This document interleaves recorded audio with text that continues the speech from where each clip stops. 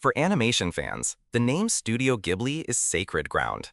It's not just a production house, it's a cultural institution, a sacrosanct vault containing some of the most beloved cinematic treasures ever created. And its co-founder, Hayao Miyazaki, is the high priest of a genre he himself defined, a visionary whose name is synonymous with artistic integrity. The idea of Hollywood, or anyone for that matter, touching his masterpieces like Spirited Away or Princess Mononoke with a live-action adaptation feels like sacrilege. An unshakable, definitive no has been the answer for decades, a protective wall built to guard these timeless stories from the grubby hands of commercial exploitation. But what if I told you that the master himself has already shattered that rule? What if I told you that Hayao Miyazaki has not only considered a live-action adaptation of one of his most cherished classics, but has already handpicked the one and only director on Earth he would trust to do it? This isn't a rumor. This isn't speculation. This is a public declaration from Miyazaki himself, and the name he chose is a titan of the anime world, a visionary whose own work redefined the medium in a way no one saw coming. This is the incredible and largely untold story of the secret succession plan for Studio Ghibli's legacy. It's a story of a deep, decades-long bond between two of Japan's greatest creative minds. Today, we will unravel exactly why the famously protective, sequel-hating Hayao Miyazaki would entrust his crown jewel, the sweeping epic Nausicaä of the Valley of the Wind, to the creator of the mind-bendingly complex Neon Genesis Evangelion, Hideaki Anno. We will uncover the secret Ghibli live-action film that was produced over a decade ago, a project you have almost certainly never seen.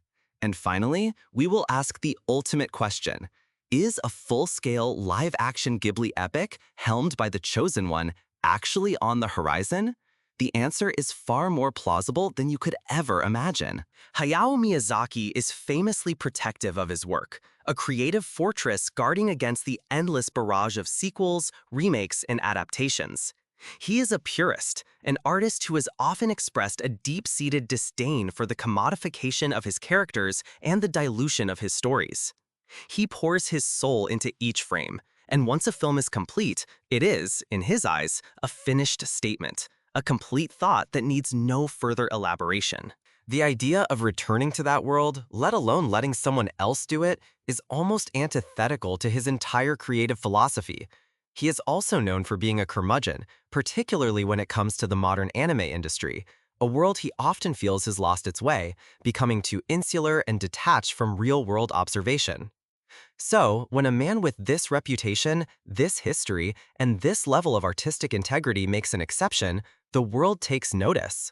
And his exception is monumental. Miyazaki has stated, on the record, that if a sequel or a live-action project for Nausicaä of the Valley of the Wind were ever to happen, he would trust only one person with the reins: Hideaki Anno. This endorsement isn't just a casual nod of approval. It's a profound statement of trust, a passing of the torch from one master to his most brilliant and perhaps most volatile protege. Their creative connection isn't a recent development. It was forged in fire decades ago, during the creation of Nausicaä itself back in 1984. A young, fiercely talented Hideaki Anno was brought on as a key animator. He wasn't just assigned some minor background work. He was entrusted with one of the most complex, terrifying, and technically demanding sequences in the entire film, the awakening and apocalyptic rampage of the giant god warrior. This scene is pure, unadulterated terror, a symphony of destruction. A colossal biomechanical being of immense power, dissolving into a molten mess of flesh and metal as it unleashes a devastating beam of energy that obliterates the landscape in a flash of white-hot light. Anno's animation gave the sequence a horrifying weight, a visceral, balletic horror, and a fluidity that was simply breathtaking. Miyazaki, a master of gentle flight and natural beauty, was so profoundly impressed by Anno's raw talent and his intuitive understanding of technological ruin and destructive power that he kept the young animator in his orbit. He saw a kindred spirit, someone who didn't just animate, but who understood the soul and the thematic undercurrents of the work. This single act of trust laid the groundwork for a relationship that would span their entire careers. Even as Anno went on to create Neon Genesis Evangelion, a series that deconstructed the mecha genre and anime itself with its psychological depth and controversial themes, Miyazaki's respect remained. While Miyazaki has made it crystal clear that he has zero personal desire to create a sequel himself, he's been incredibly vocal in his support for Anno doing it. He has explicitly said that if a continuation must happen, Anno is the only one who should do it. That kind of trust is virtually unheard of in the Ghibli universe, a place where the founder's vision is absolute law. But here's where the story gets even more fascinating. This isn't just a theoretical discussion. Ghibli, with Miyazaki's blessing, has already dipped its toes into the world of live action. And they did it as a secret prequel to Nausicaä. That's right, there is a live-action Ghibli-endorsed film that most fans have never even heard of. Back in 2012, Studio Ghibli co-produced a short film called Giant God Warrior Appears in Tokyo. The project was a full-circle moment, a direct collaboration between the master and his chosen successor. It was directed by Shinichi Higuchi, a frequent collaborator of Anno's, and produced by Anno's own company, Studio Khara. And the concept? It was designed to be a direct, live-action prequel to Nausicaä, visualizing the apocalyptic event known as the 7 Days of Fire, where the God Warriors destroyed human civilization. This wasn't some fan film, it was an officially sanctioned experiment, a secret handshake between 2 generations of genius. And who do you think provided the creature designs for the horrifying God Warrior? None other than Hayao Miyazaki himself, drawing directly from his original manga illustrations. The film is a stunning piece of craftsmanship that serves as a powerful artistic statement. It rejects soulless CGI in favor of meticulously detailed miniatures and practical effects, honoring Japan's long tradition of tokusatsu filmmaking. This choice gives the destruction a terrifying, tangible reality. You see the cityscapes, perfect in their detail, being vaporized by the creature's atomic breath. You feel the heat and the shockwave.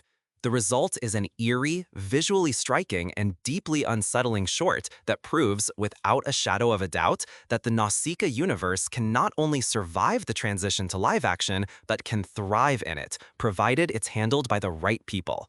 It was a deliberate test, a proof of concept, and it passed with flying colors. The fact that they already did this, quietly testing the waters, is just mind-blowing. If you're as surprised as I was to learn about this official live-action prequel, do me a favor and hit that like button. It really helps me know which hidden stories you want to see uncovered next. So the question remains, why is Anno the one and only logical choice? It goes far beyond their shared history. Hideaki Anno's entire career has, in many ways, mirrored the themes and artistic sensibilities of Miyazaki.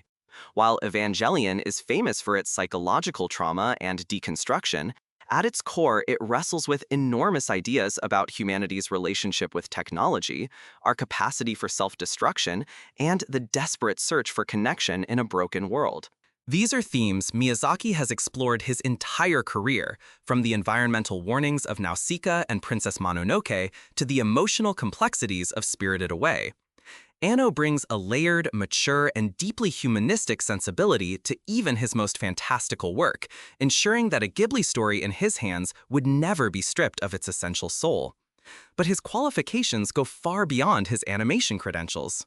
In recent years, Anno has become a master of live-action filmmaking, specifically by revitalizing some of Japan's most iconic properties. His 2016 film, Shin Godzilla, is a modern masterpiece. It's not just a monster movie.